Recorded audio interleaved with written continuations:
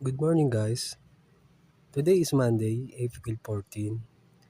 So, as you can see na nakakobid ako kasi sobrang init. Ay ako nakikita nyo, nagpiprepare na ako ng aking mga gamit sa pag-monitor ng aking sugar. So, ang una kong inayos yung aking Lancet na nilagyan ng karayom. Then, chinek ko siya. Then, sumunod yung BGM at nilagay kong strip. Minsan kasi may reject niyan eh. So, ayun.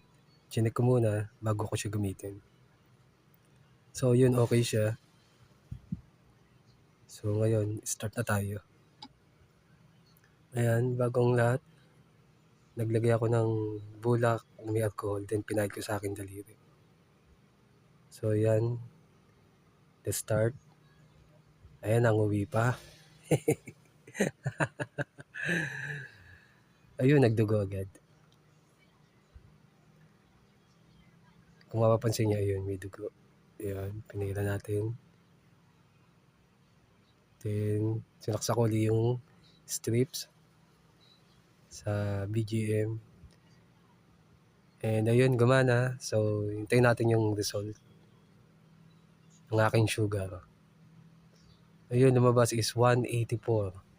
So, yun lang po at maraming salamat po sa walang sawang panonood ng aking reels. Thank you and God bless po sa inyo.